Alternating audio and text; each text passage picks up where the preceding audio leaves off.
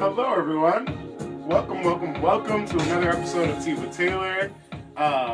Thank you for joining me and for watching, for keeping up, and all that good jazz. Today, we're talking about the opioid crisis in the U.S. and around the world, and a lot of things in that respect. But first, I'm going to welcome my special guest today, a good friend of mine, and hopefully a good friend of you all. If you get to know him a little bit here today, Mr. Harrison Tuttle.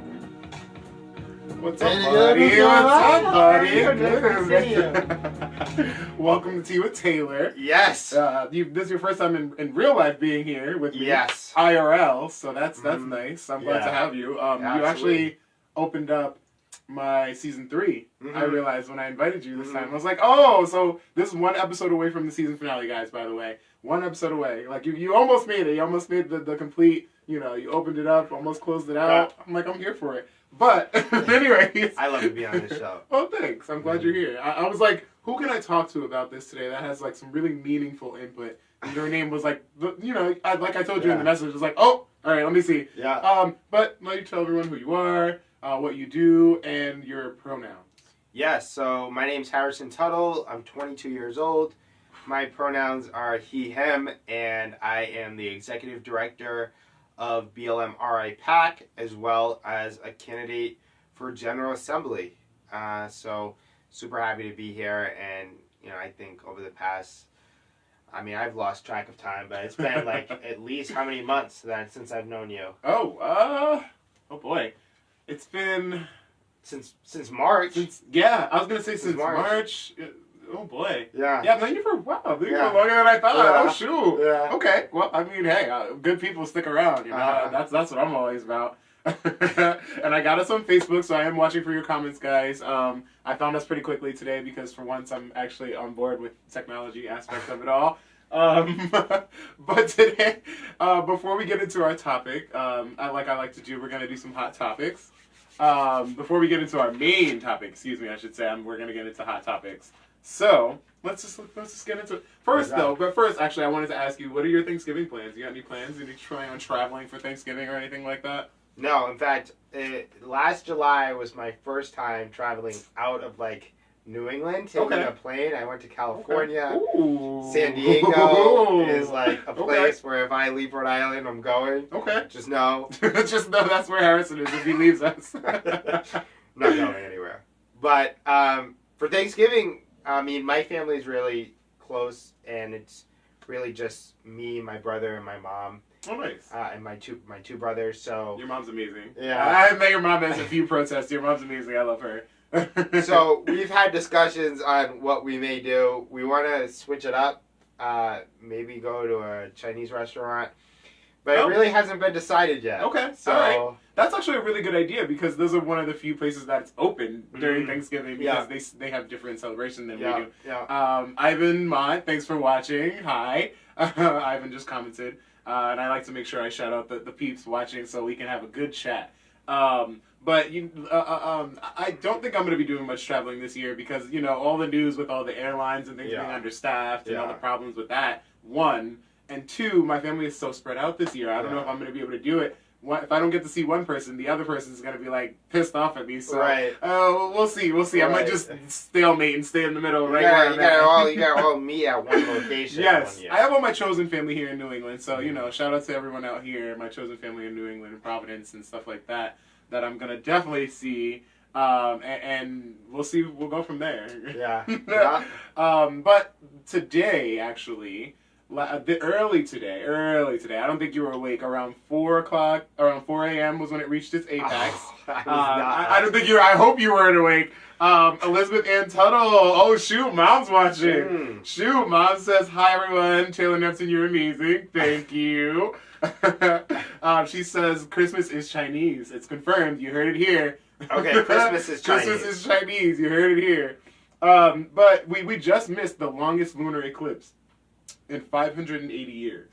Can you believe that? I missed it. 180 years. I missed it. Kay Bagley, thanks for watching. Oh my God, hey. I can't wait to have you for my next season, so we'll talk. But yeah, the longest lunar eclipse in 580 years. I thought that was phenomenal. That blew my mind. And so it happened today, 97% total lunar eclipse, 3.5 hours long. And So it happened from 7. 2:18 a.m. to 5:47. But it reached its peak at 4 a.m. I don't know if you guys saw that, but I would have loved to see that. Like, Yeah. the total, it was a 97% lunar eclipse. That's insane. I'm like, I don't think you're awake, so I'm pretty sure you didn't see it, so I'm not even going to ask. Right. Right. Nobody was awake for that. Like, if you guys see it or if you Google an image of it, let me know, because I'm super excited about that. I usually get like nerd out a little bit over science. So and the stuff next like that. one is 500 years from now? Yes, exactly. So we can wake up for that. Yeah, no, I'll see you there. Okay, yeah. It's a date, 500 years from now. We'll have an episode after. We'll have an episode during. How about that? For all the people who are going to be up at 4 a.m. Oh my God, Kay Bigley says, I woke up for the eclipse. You must have set an alarm. That's crazy. No way. But like, was it everything? Was it like super dark? Was it like right out of a Blade movie? Like, I'm just thinking about Blade when the sun went out and all the vampires were like, yes. So that's all I'm thinking. Right? It's really hard to see it. Yeah. That's why I keep this here, because I cannot see that. My eyesight is terrible. Right, like Mr. Magoo. No, seriously. But another good thing that popped up this week, or actually last week, but I forgot to talk about it. And it happened even before that. November 5th, Spain actually announced that they're giving free fertility treatments for the LGBTQ community. So that's a clap for that, leading the way in that respect. And they introduced an all-new inclusive bill that allows people to get free fertility drugs. Nice. Yeah. How do you feel about that? That's good. Right? That's good. I mean, I wish our government could do that. I mean, that would be nice.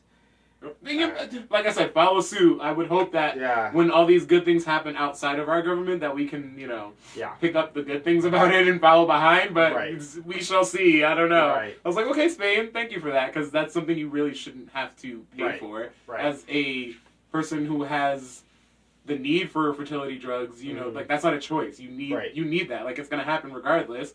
So I mean, I don't think you should have to pay for it. Facts. That's like I think I've made this argument before. Like, men should have to pay for condoms, but women shouldn't have to pay for things relating to their period. Like, it's gonna happen. Like, hello. Like, why is that? Why are we charging them for that? That's a part of healthcare, kind of. Yeah. Like, we're gonna get into the healthcare system. It's gosh, that. Yeah. But speaking of Christmas, you guys were just talking about Christmas, you and your mom. Will Ferrell. My boy Will Ferrell, we love Will Ferrell. He turned down the epic opportunity of making an Elf sequel. Ooh, are you kidding? Because I don't know, he just doesn't want to do it. I was so upset. I was like, no, we're never getting an Elf sequel. That's one of my favorite holiday movies. Let me tell you, if they remade it and it's bad, what are you gonna say? But it's Will Ferrell. I don't think it would be bad. I don't think Will Ferrell can do a bad Will Ferrell movie. He just has to be Will Ferrell. That's my boy. Yeah. Oh my God. I was like that. And they offered him, get this, $29 million to do this. He's got to do it. $29 million to do an Elf remake. Are you kidding? Yeah, I don't know why he did. He said no. He said, I don't remember why. I didn't read the full interview, but he's like, Are you turning down $29 million? No, right? I'm like, only brown person I know turning down millions of dollars is Dave Chappelle. But anywho's, we're not going to get into that. I was like, whoa, I can't even believe that he's turning down the money, one, and that two, we're never going to get an Elf 2. And if we do, it's going to be some other actor who's not Will Ferrell. He's getting up there in age. So that's probably one of the reasons why he didn't want to do it. I think he's getting a little self-conscious about his age. Jonah Hill recently said something about that too, about his body, because he's been going through a lot of different changes with his body. He's like, guys, keep it to yourself. He literally PSA. He was like, if it's good news, bad news, I don't care. If it has to do with my body, keep it to yourself. I don't want to hear. I was like, gotta respect that. Right. I don't know what Will Ferrell's reasoning is, but I guess we gotta respect it. Anytime you turn down $29 million, I think that you have a pretty good reason. yeah, I think he's just getting self-conscious about his age. That's what I mean. Like a lot of celebrities, right at this time. But this is something, unfortunately, that's not as fun, not as great. But this is something we have to talk about, and you know what this something is. We kind of touched on it a little bit earlier. This Kyle Rittenhouse case. Jesus. We know most of the details, and if you guys don't know most of the details of the Kyle Rittenhouse case, that just whatever you want to call it, this circus case that just happened. If you don't know, you really should look it up, Google it, Kyle Rittenhouse. But he just got acquitted on all charges. My question is, what is the lesson that we're learning here? How did this happen? This whole drawn out case. How did this happen? How did we get here? Well,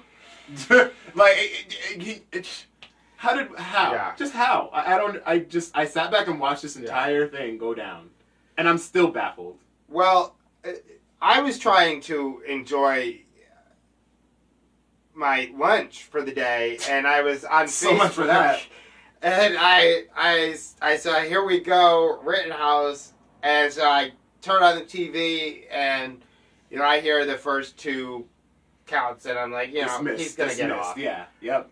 And then I started seeing him oh my God! And but no, I mean the way we got here is the criminal justice system in the United States. This isn't by mistake, right? No. And we know that people are incarcerated for life right now.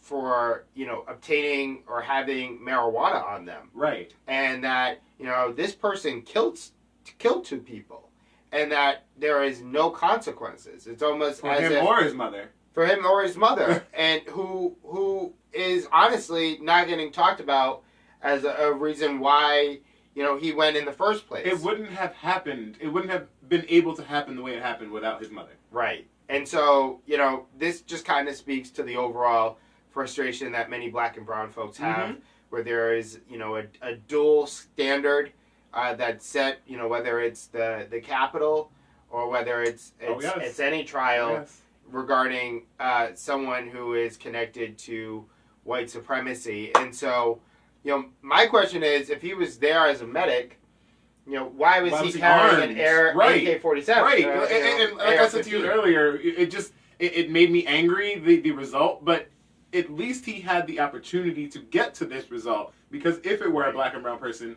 9 times out of 10, a black and brown person armed at a riot would not have gotten a case like this, would not have gotten heard like this. And the problem is that this sets a precedent for alt-right, violent, I want to call them domestic terrorists, because that's what they are, to go into protests when there are people who are protesting rightfully against police brutality or injustice anywhere, and it gives them a right to go in and threaten people and kill someone with the understanding that they're going to get off, just like their buddy Kyle got off. And as a freedom fighter, as a activist and a political leader and things like that, then that you have to go back and consider all the things that you do and how you're being protected, and then revisiting laws that are big laws about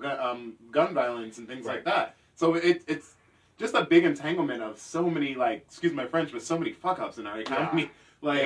It all encompassed in this one case, and that's part of the reason it angers me so much, I think. Right. Well, because, whether you're into politics or you're not, you can look at this case and you can see that 2 people were killed, and you can say, hey, that's not right. Yeah. And so that's the frustration. The frustration is that, you have a criminal justice system that, is clearly, and it's talked about throughout, but is clearly sided to one side over another. Yep. And when results like this happen, you have the same people standing up and saying, I told you so, but we don't have justice, right? Yeah. And so even when, there was a trial over Derek Chauvin, the fact that people were questioning whether he was going to be charged is a testament, right. And it's reasons and it's cases like this that create distrust to not only the legal system, but government as a whole for Black and brown people. Oh, absolutely. These are, again, like you said, these are one of the reasons. Like things like this is one of the main reasons why it's so hard for the Black and brown community to trust police and to trust our judiciary system and to leave it in the leave our lives in the capabilities of these judges who clearly, like, of all the things, I just can't. But on the flip side, at least we are starting to see some sort of result from people getting their due justice in the Capitol riot case. And this week, a really big one was Jacob Chansley, a.k.a. the QAnon shaman, as he calls himself. You guys have seen the image of this guy with the Viking hat and the face paint from the riots. Jacob Chansley was sentenced to, I don't know how they came up with this number, but sentenced to 41 months in prison. It's more than Kyle Rittenhouse. Literally, because Kyle got away scot-free apparently. Yeah. But 41 months is the verdict here for Mr. Chansley. I guess he's not too much of a shaman because he's getting locked up. But they are starting to round up a few people. Have you heard about this, right? Yeah. No, I remember that they were knocking on people's door for people in Rhode Island that attended. I remember, and let me tell you, these people are not the smartest people in the world. At all. And so when they're asked for interviews, it's all over the place. And the funny thing is, a lot of people during the riots were like tagging themselves and posting videos and you know all that kind of thing, and so they kind of incriminated themselves. And I don't feel bad at all. They were very proud of themselves. Like very proud of themselves, waving flags and banners. You deserve. This is the due justice you deserve. Kay Bigley made a good point and says it's the Kyles that grow up to be the Derricks. Woo! That hits. Who said that? That hits. Kay Bigley said that in the comments just now. That hits.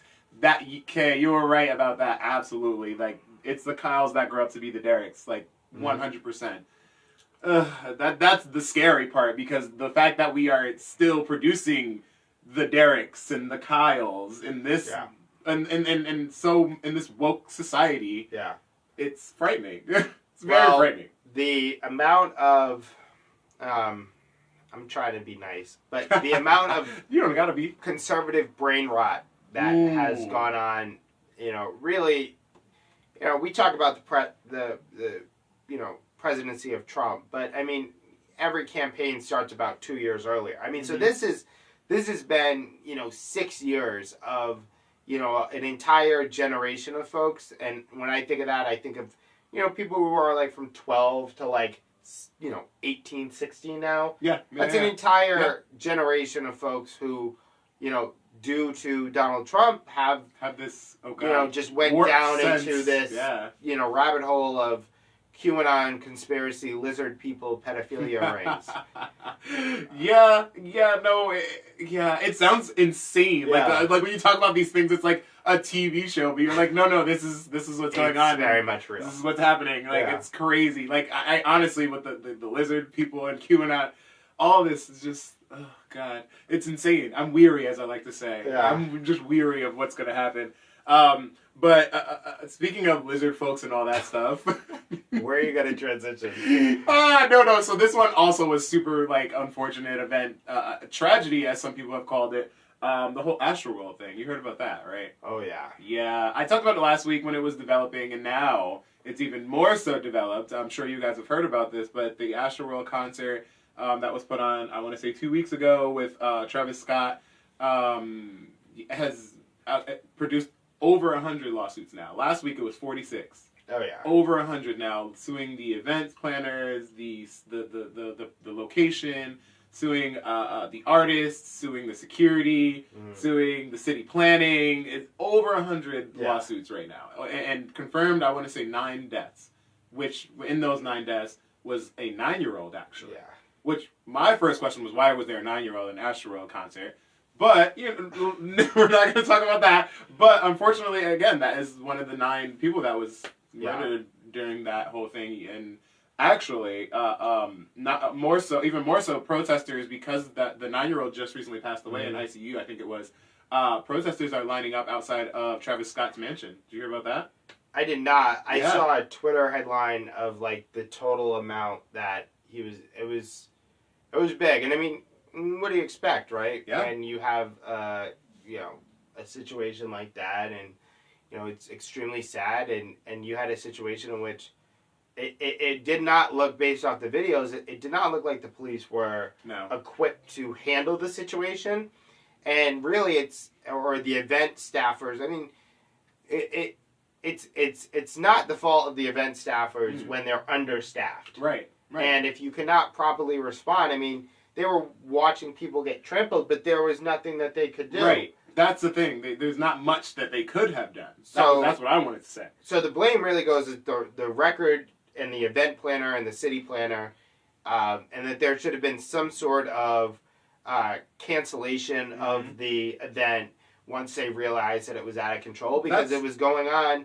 before it even started. People were getting trampled. Yeah, before it even started. Like when Right. the music started, people were running towards the front, and that's how this began. Right. But it really, you know, should have been nipped in the bud like a lot sooner. That's my take on the idea. Yeah. Like in protocol, even, and the police have gone back and forth with their story in this matter, but protocol would say when something like this happens and you're aware of people being killed or injured in the audience, you shut it down. Yeah. Shut it down. Like turn the power off, shut it down, send people home, do what you got to do to get to the people that are being injured. Yeah. And it didn't seem like they were very responsive.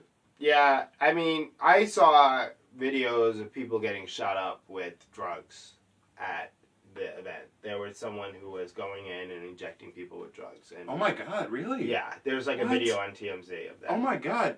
Kay Bagley also chimed in and says Miss Girl was climbing up to the event staff and screaming for help as they ignored her was wild. That's true. I did see that clip. Did you see that? You She know, was like, someone needs help. She's like Yeah. literally screaming. Like, yeah, what? I mean, it's honestly between that and the Alec Baldwin situation. oh. And now someone said that they think Alec Baldwin did it on purpose. I saw a title of that earlier, way. that he intentionally pulled the trigger. And I'm like, well, he didn't think it was real. Didn't we Yeah. go over this? But I mean, it's just really sad. It's just one of those things that, like, you know, you'll probably never forget. And you know, whenever someone mentions the word Travis Scott concert, we'll know exactly what it means. Yeah, and it's crazy that a concert got to that extent. Yeah. Like it's a concert. Yeah. Are you kidding? Yeah. Like you shouldn't have to feel that your life is threatened by going to a concert. Right. That's like where we're at now, apparently. And Travis Scott's fans are like literally insane. Oh, insane! I know. Oh, they're insane. So, Oh, I know. That they bring it to a whole nother level. So. Yeah. Good for you guys. If that's what you like, then then I love you for loving that. But another thing that really stood out to me this week, that was a pretty good one, really good one for me at least. Again, another space thing, so to speak, that I nerded out a little bit. The James Webb Space Telescope. Did you hear about that? I absolutely did not hear. Yeah, okay. I was like, whoa, you surprised me a bit there. No. The James Webb Space Telescope. I love to tell people about these things that like, it kind of takes me back when you're like, oh yeah, I heard about that. I'm like, oh well, now I don't know what to say. So I love when you don't know, when you guys don't know. But the James Webb Space Telescope is going to, it's changing the game. It's been decades in the making. And it's it's going to be the world's strongest telescope. So we'll be able to explore exoplanets in new ways. And it's scheduled to launch on December 18th. And I believe it's going to be some sort of telescope where we can see what it sees, but it'll be somewhere in space. That's crazy. Yeah, it's insane. I saw a diagram of the layout of how it's supposed to look. I was like, oh man. We're about to, all the people that are hiding from us in space, we're about to find them.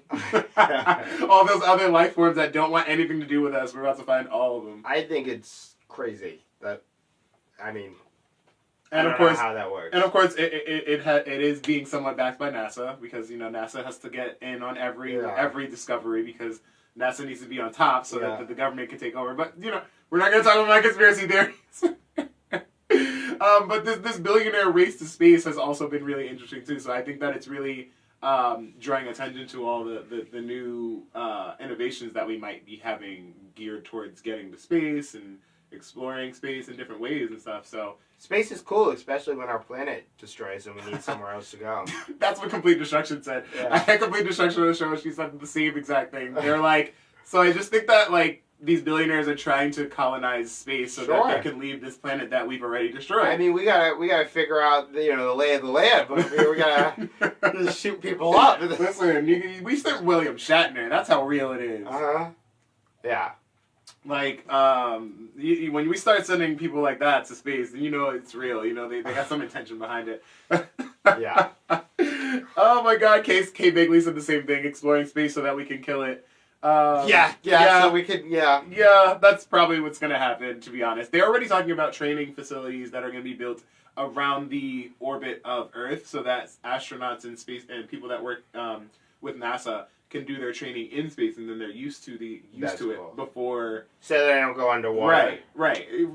Basically. And I was like, oh, that's interesting, but then now we're taking up space outside of our planet as well as our planet? Oh, yeah. Jeez, like, can we just, like, not take up space for once? We're not going to make it to the next eclipse, by the way, so just to be clear. We have a date 500 years from now, so I'm going to make it. From pure tenacity, I'm going to make it, just so I can make it to our date. But lastly, in the hot topics, before we move on to our game, because we have a fun game, I like to, break it up with the game. Was it the guessing game? No. I'm sorry. You watched that one, huh? No, I was on it. Oh, yes. And you had to guess what it was, and I was really nervous. Yeah. And if it's anything like that, I'm going to be nervous again. Because what you don't want is to be like, I actually don't know, Taylor, tell me. No, it's so funny because that's the reaction I want when I play a game. Okay. I'm like, oh, I need to get you out on the spot. Like, that's why I don't tell my guests ahead of time what the games are, because then you would know. But lastly, one of the hot topics that I wanted to share was this new zip line. It's this new company called Zipline. Have you heard about that? No. And so it might be slightly confusing for people who are looking to actually zipline. But the name of the company is Zipline. And what Zipline does, it's a drone delivery system to be released soon. Is this by Amazon? No, actually, that's the first thing I thought too. It's not. The first people that are investing in it, believe it or not, is Walmart. Yeah, some billionaire. Yeah, some billionaire thing. Like, is this project with Zipline. You guys can look it up. I saw it at CBS. I didn't see the entire article. I just saw the topic. But yeah, Zipline's coming out with these drone delivery services. Walmart's going to be the first to endorse it, to use it. At least that's the plan. And they're pretty big. They're about like I want to say the width of like my arms here. So how long until people start expecting faster deliveries? That's the ticket. Like, so how are we going to clear airspace for this? I mean, what if it like crashes? It's right. What are the ethics of it? Like, is it just floating in your front door? Like, there's a lot of questions that I have about this technology, but it's something that we've kind of like thought we should have for a long time now. I feel like drone delivery systems. I feel like we've seen it on TV and like. True. Like, I feel like it's something that we definitely should have had a long time ago. I do not want to be the bearer of bad news, Oh, but God. I will say that if they have drones that can deliver packages for you, then the police definitely have drones to kill black people. Oh, well you're right. No, they already do right. because the military does. No, you're right. Because every new innovation in technology is usually used for some sort of warfare beforehand, and then they adapt that technoloment to make it I'm not useful. worried about the combative. Honestly, I think the zip line, because Elon Musk, all his money comes from government subsidies. So you just get Walmart, whoever it is, and Amazon's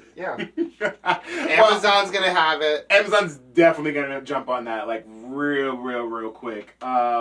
Kay Bigley says, the homies on other planets are like, oh great, here we go. It's true. They've been hiding out for so long, for so well, and now we're just gonna be interrupting their whole ecosystem. But anywho's, it looks like we're at a good point to play our game, and so the game I have for us today is questions. Okay. And so the way questions is it's kind of just like Jeopardy, to be honest, and I'm going to give you an answer, and you tell me what the question is.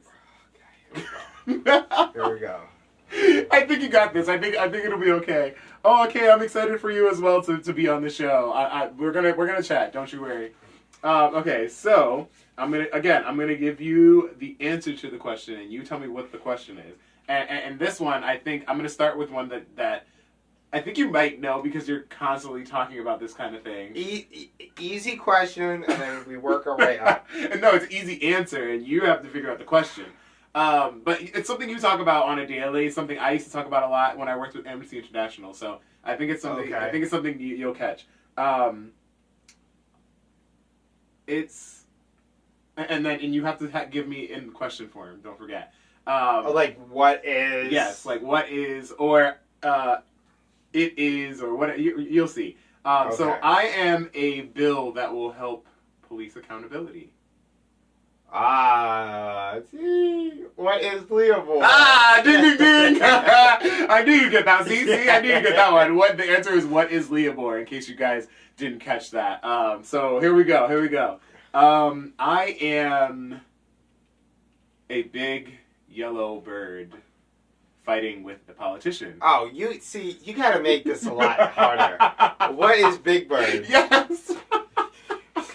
You didn't make this. I told you you start off easy, just gonna work our way up. Okay. So what is Big Bird is the answer to that one. I thought you'd get a kick out of that. That's hilarious. I can't believe that we're fighting with fictional characters right now. What? I am on November 26th this year. What is Thanksgiving? No. I am a... Is Thanksgiving always? I am a day that comes up every year right before Thanksgiving. Is it Black Friday? What is Black Friday? Yeah. Ding, ding, ding. What is Black Friday? In case you guys didn't What is Black Friday? See, it's getting harder. See. I had to think about it. All right. Let's see. I am what tethers you and other objects to the ground. What is gravity? Yes, ding, ding, ding. Yeah. I thought you were gonna throw out a few before you got that one. Oh, I got it. I'm warmed up. Wow. I hope you got the nice. questions ready because I'm gonna keep going. All right. I am located in Northwest Arizona. Well, there's a lot of things. I know, that's why it's hard. I have no idea. Jalea Joseph says, "Oh, physics queen." Yes, absolutely, Jalea. Thanks for watching. I am a tourist attraction in Northwest Arizona. If you guys know in the comments, let me know. I have no fucking idea. I am a natural... Is it like... people argue about whether I'm a natural occurrence or not often. Oh, so you stumped me. Oh, I don't know. This is the last one, too. Facts. Northwest Arizona. No, it's not going to be the last one. I need to actually answer it. Kay says Area 51. Is that in... That's not... in Arizona. Where is it? Oh, Jacqueline just got the right answer. Don't look. Jacqueline just got the right answer. You cheated! You have Jacqueline Nilsson. It is Grand Canyon. Absolutely. Okay. But what is the Grand Canyon? Yes. You know what? And I'm gonna come up with another one on the spot just because you cheated on the last one. Okay. I am. Oh God. Oh. I am a councilwoman who got fired and thinks I know the most things about science. A councilwoman. Like a city councilwoman. No, just a former councilwoman. In Rhode Island? No. Outside? Outside of Rhode Island. Oh, God. I was born in the South, but I know science better than scientists. Who am I? I have no idea. Can I ask a question? Yes. Okay, let me think of one. The answer was Marjorie Taylor Greene. Oh, yeah. I'm like, come on, how do you not get that See, one? like, yeah. I try not to, like, bother with the conservatives. Oh, we love it. We love a trivia queen. So yes, it's true. Okay, I got one. You got one for me? Okay. Let's go. Let's do this. Okay. I need to think of one, Oh, but I'm good on the spot. Hold on. Just take a drink. See? Just take a drink. It's not as easy as it looks, everyone. See, I knew it. And Jackie, I'm glad that you're watching and playing along because I was just talking to Jacqueline last night at Ego for Complete's birthday. about how I didn't plan a game until this morning. Literally, I was like last night struggling. I'm like, I don't want to play the same games, but I don't know what I'm gonna play with Harrison. And here You we want to are. know? I have one. All right. And this is gonna put Taylor to the test. Oh boy. And this one. Remember, it has to be a question. So I'll think about what it might be. Let's see. Yeah, of course. So we'll see if Taylor is updated on what my other friends are doing. Oh boy. Oh boy. I am a candidate running for mayor of Providence on a show. Oh no! I need a little more. I need a little more than that. I am a mayoral candidate running for. No, I am a mayoral candidate that went on the progress report yesterday. You? I'm not a mayoral candidate. I know, but you were on yesterday. That's all I remember. You not pay attention to the progress report? Was it Matt Brown? No. No. Oh, I don't know. funny. Honestly, Dion's probably watching. Dion, I love you to death. Dion Sage, one of my best friends. I'm going to screen clip this. But don't you dare. But I told him last night when I saw him last night, I didn't catch last night's episode. They've been doing 2 shows a week for the mayoral candidate interviews, and I'm usually there in the background with them helping out. Yeah. Or Until just screen record. But this week I wasn't there, and I also was already out, so I wasn't watching the episode. I apologize. I didn't see this episode. Okay. So, what is Gonzalo Cuervo? Oh. You wouldn't have gotten that. I don't know. I don't know Gonzalo very well. That's why I need to watch the episode. Well, there you have it on the rest of this game. There you have it. Jacqueline Nilsson says, "You're getting a taste of your own medicine, Taylor." I am. I know. My face immediately felt flushed. I was like, "Oh no." But unfortunately and fortunately, it's about that time for us to get into our conversation about the opioid crisis. And I feel this is very important, and I'm really glad to have you here to talk about this. It's really something that is an ongoing, evolving issue for us as a community, as a country even, dare I say. And something I saw that really interested me while I was looking up my hot topics was the CDC says that we've reached another milestone, unfortunately, in our economy, that the deaths, opioid drug overdose deaths, have reached 100,000 annually. And that's like the highest it's been in a very long time. And it's being driven by fentanyl, which is something we're going to talk about a little bit later, but 100,000 annual deaths. We've reached a point now with drug overdose that we haven't been in decades. And again, it's higher, opioid deaths were 5 times higher in 2016 than it was in 1999, and most of these deaths were accidental. And so my question to you is, where do you think we are as a society with this drug overdose and the opioid crisis? Where do you think we are with all this right now? So I think there's a lot of factors. I think, people use drugs for different reasons. And I think that when we look at historical reasons to the rise of drug use, we can look at, the 1980s, in the war on drugs, and look at a lot of different factors. Number one, mental health. Oh, absolutely. And specifically with the pandemic going on and the loss of life, loss of job, loss of your well-being, your interaction with people, as it can absolutely take a toll. And then we just look at the normal things such as, the poverty rates and the amount of people who are unhoused. And, it's really concerning to see that, a lot of these issues could be, eliminated starting with the opioid crisis if we address those issues beforehand. Right. And, people are not purposely using drugs because they want to overdose. People are using drugs because they feel like there is no other alternative. Right. And that alternative oftentimes is what they lost during the pandemic or what they feel a loss from, and mentally or spiritually. Very true. And so I think the real answer is not an immediate fix because that has that's worked over time.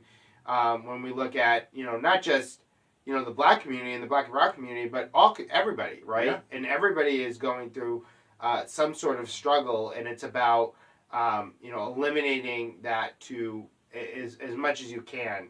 And unfortunately, opioids. Not to cut you off. Sorry. Unfortunately, opioids is, like you said, something that affects people, like a broad spectrum of people. It doesn't just affect Black and brown people, even though it may be disproportionately affecting those people. It affects everyone, and especially in the U.S., we have a huge problem with opioid dependency.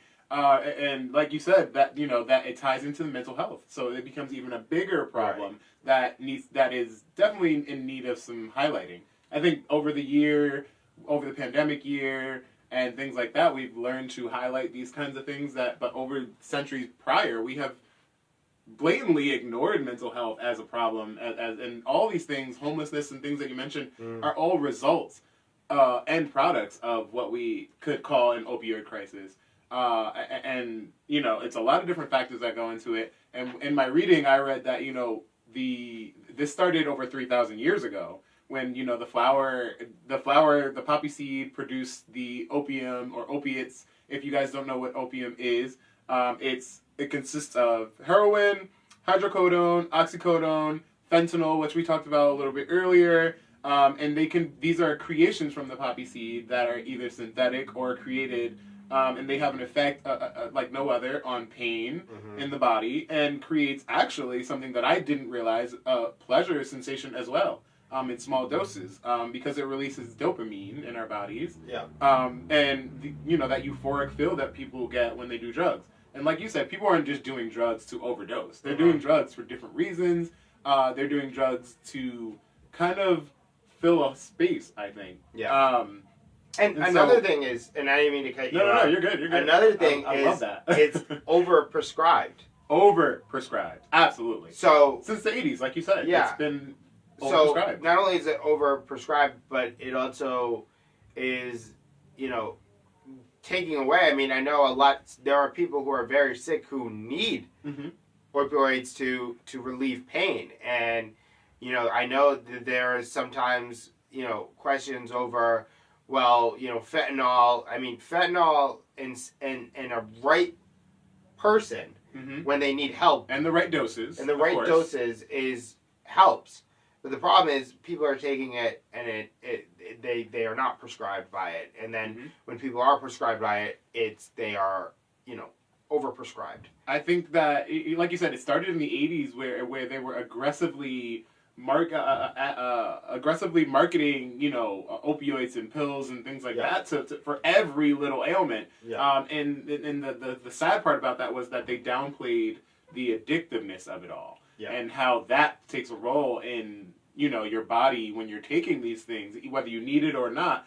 And like you just said, it's not even the fact that people are getting prescribed this, even though it is overprescribed. I saw a stat, something about like 60 to 70% of people who get addicted to prescription pills and fentanyl and things like that, all the synthetic uses of the drug, have been given it by someone who had a previous prescription or is taking it illegally. So it's not even the fact that we're over-prescribing it, even though that is the case. It's just too accessible, I think. So how do you think that affects the community, the accessibility of it all? Well, that's hard, right? Because from a government perspective and a regulation perspective, you can't really regulate people sharing because it's already, you're not prescribed it, so you're not supposed to use it. I think,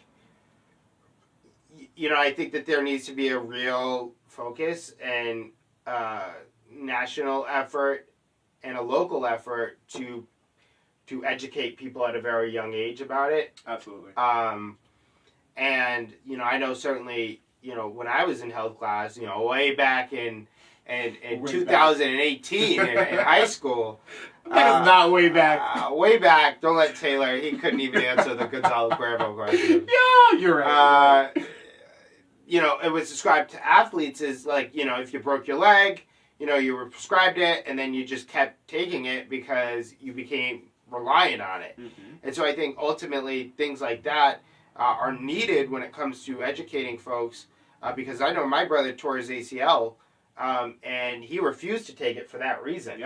Because of the addictiveness of the ACL, of the pain and the opioid. So certainly I think there needs to be a concerted effort to educate folks, and then provide folks with alternative methods Absolutely.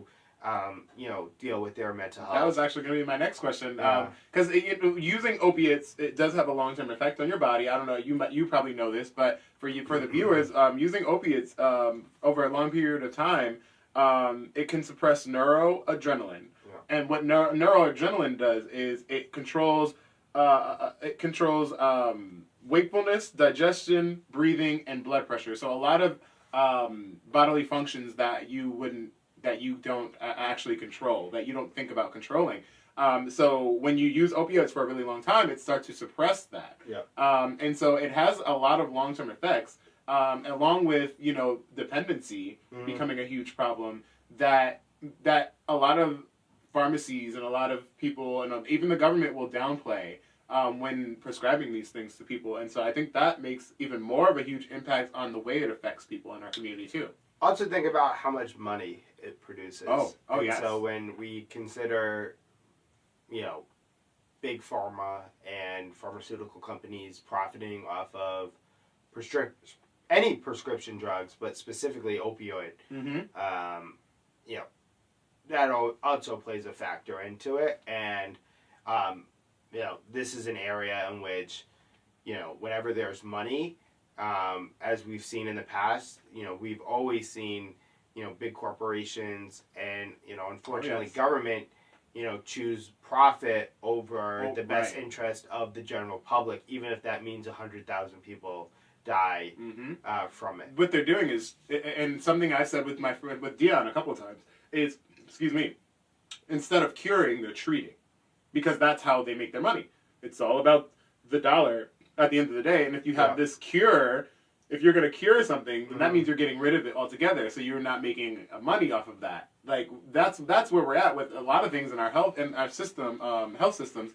Kay Bagley said when I had surgery in September, I refused stronger pain meds too. They wanted to give me Oxy, and I said, no, ma'am. My family has a history of addiction, and I have mental health struggles. And you know what, Kay? I'm proud of you for that, and thank you for sharing that with us. But a lot of people who are prescribed it aren't as aware of having mental issues or having mental health issues as you may be. So and that's where the education part. Right, and that's where it becomes important to educate people on these kinds of things. And that's another reason why I wanted to bring this to you guys today.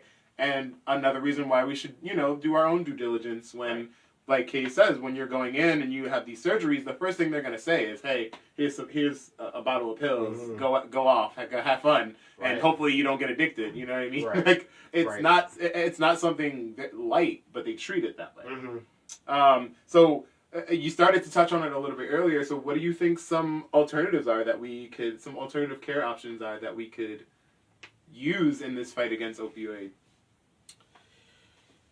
Yeah, I think, like I said, I think when it comes to education, I think there needs to be a concerted effort, not just, because let's be honest, by the time kids hit middle school, they're going to have their mind of their own and they're going to make their decisions.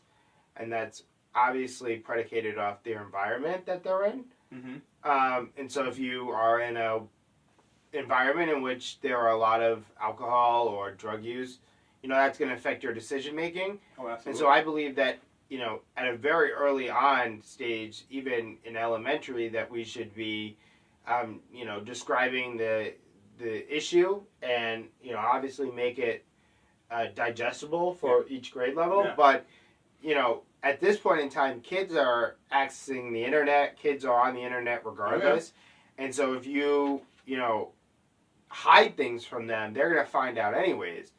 And so it's better off to, sit down and explain it in a classroom in an environment in which you can, kids can ask questions so they feel comfortable by the time high school comes around, that they can say, you know what, no, I do know this, and I do know that these have these risks. Because, ultimately people are going to make their decisions. And that's the big part, explaining the risks in a way that's palatable to younger children. Because they're like you said, they have a mind of their own. They're going to make their own decisions at this point. But explaining the risks in doing so will, I think, combat opioid use so much. And we have naloxone, as one of the drugs that they're using to combat overdose. And I believe methadone is the main thing that we're using, right? Methadone is the main thing that they use for overdose on an opioid or any kind of drug right now. But even that is putting a strain on our healthcare system because naloxone for one, is pretty hard to come by, pretty expensive, and it's something that's offered for free. So, you know, and Narcan, thank you, Jalea, Narcan. Also, you know, and these are the things that these are the small solutions that we have. Right. But these are also things that are not proactive. They're just something that's happening after the fact. Right. And I am one for, I'm going to say that I'm big on, like I've always said about, you know, getting in there and doing an ethics studies class so children know about the cultural ethics of things and learning about your fellow man before you get thrown into the real world. And I've really been big on teaching people LGBTQ history. And so I think the same with teaching people the risks of opioid use in schools. I think we need to take the same route and also produce different kinds of opioid maintenance programs. Because the maintenance programs that we have that are in most places, even in Rhode Island and Providence, the opioid maintenance programs are very niche-y, so to speak. It's very difficult if you're a person dealing with that to get into these programs. And I'm going to let you chime in on that. But how do you think this crisis affects our healthcare system as a whole, too? Because there's a lot of different factors that go into the opioid crisis. Well, our healthcare system is shit. It is. So, it is, for lack of better, it really is. And it's not because there's not a solution. It's because money. It's because of the money, and also because our politicians do not want to do something that every other developed country in the world has, which is healthcare for all, which, you know, ultimately would solve a lot of our issues. It would solve a lot of the issues when it comes to people having to pick between, you know, having dinner and also paying for a medical bill. Right. Paying for their medical bill. Even things like insulin, in which, you know, it's too expensive. And so, you know, just like this, when it comes to the strain of our healthcare system, I'm of the belief that, you know, honestly, we have the capability of doing it. The question is, do the people right now that are elected want to actually create that change? That's the question. To, you know, save people's lives. And for everyone watching, that's a really easy thing to say, of course we should do that. But when you're influenced by Big Pharma and you are solely reliant on wanting to get reelected at any means necessary, that is a problem. And that is why, and I hate to go into like these huge the talking points again, but I mean, that is why we need to elect people that come from the community who, you know, have lived experience and know what it's like to go through these issues, because and we need people, because people are dying, and if we don't address it with people who know the solutions and have gone through those struggles, then we'll just continue to have these problems over and over again. Very true. Yeah, and again, it's like the opioid maintenance programs are lacking. Most programs are lacking in that respect, and it's a huge thing that affordability, for one, the prerequisites for getting into a lot of those programs is that you're clean. Yeah. You have to be completely clean before going in, which is unreal. If you were completely clean, you wouldn't need the program. And that's another reason why we're blowing up the political scene as much as we are, especially the younger people these days, because we're sick and tired of the same old same.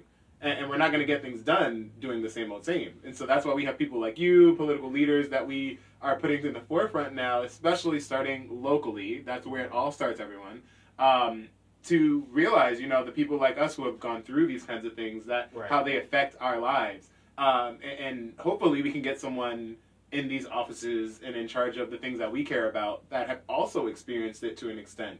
Like I just heard at the rally about your stint with homelessness, and that was mind blowing. It's powerful, but you can speak on that because you have been through that.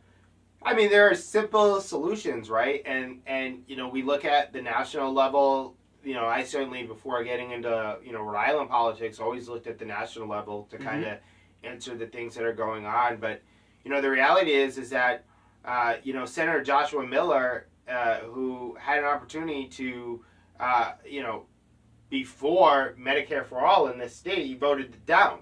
Yeah. I mean, we could have had healthcare for all in the state of Rhode Island, and it was voted down by Senator Joshua Miller. And, Silly. we have $1.13 billion, and let me say that again, $1 billion, and federal money that has been allocated through the American Rescue Plan, in which if we wanted to end homelessness tomorrow, we could. Tomorrow, we could. And I said that, and I said that before about a lot of different things that I feel like politically we could be leading the way here because we live in such a small state. If we were to create these things and these programs into these avenues, that other people would follow suit. Yeah. Because we're such a small place that we could get it done.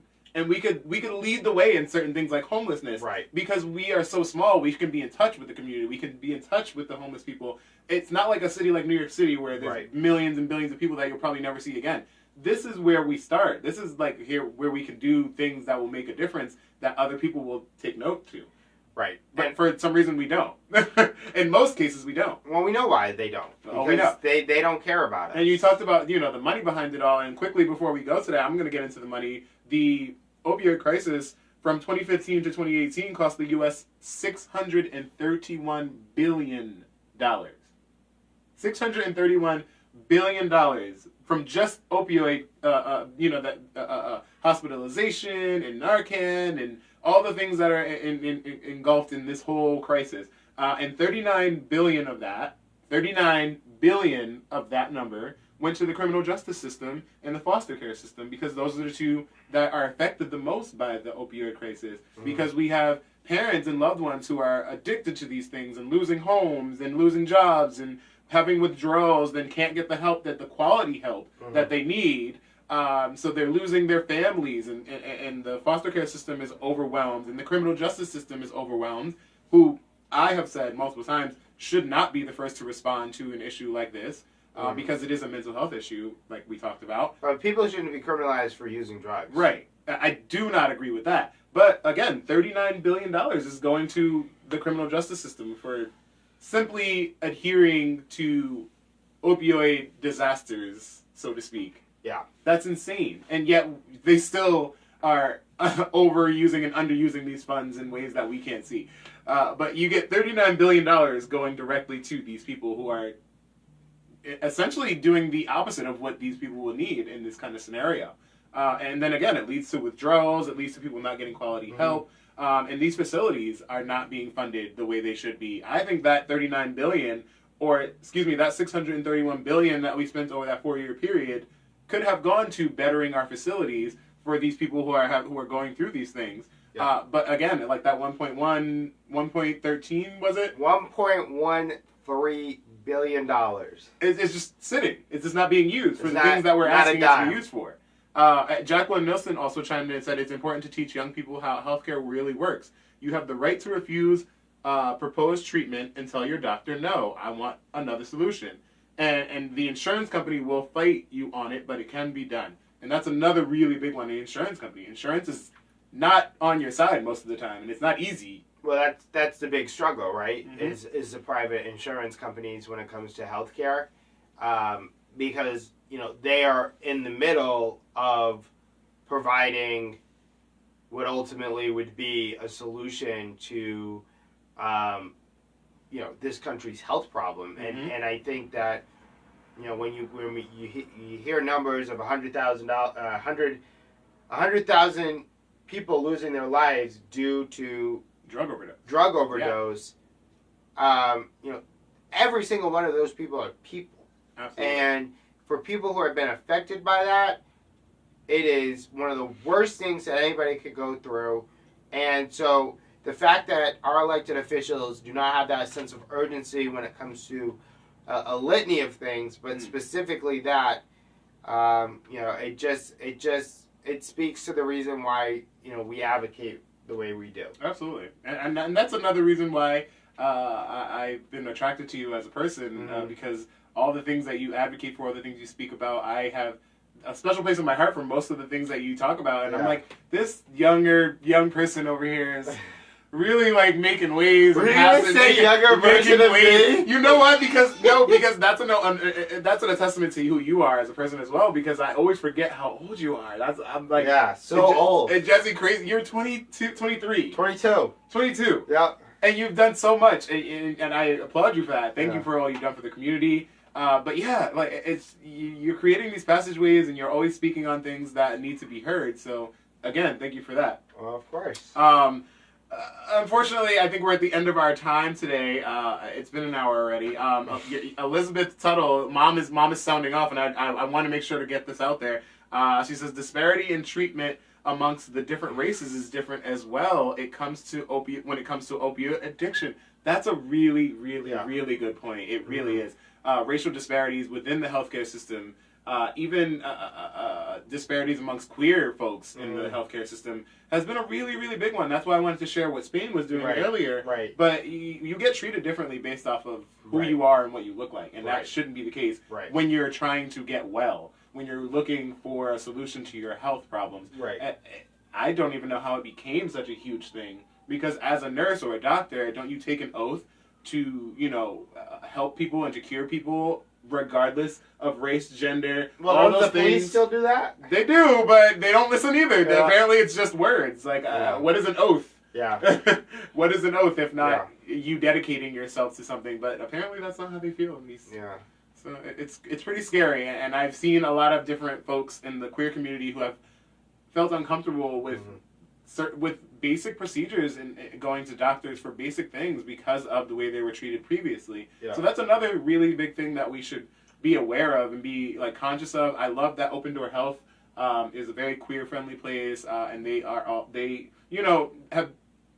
challenged that way of thinking when you think of going to the doctor. So shout out to Open Door Health for that.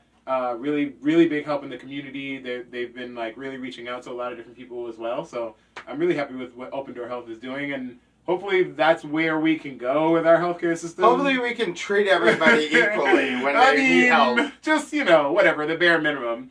But before I give you guys back your Friday, if anyone is dealing with opioid addiction, or you know anyone who's dealing with opioid addiction, I will make sure to post this a little bit later or tomorrow morning. But make sure, if you know anyone and you really want to get help, Department of Health and Human Services helpline can help anyone who's dealing with addictions.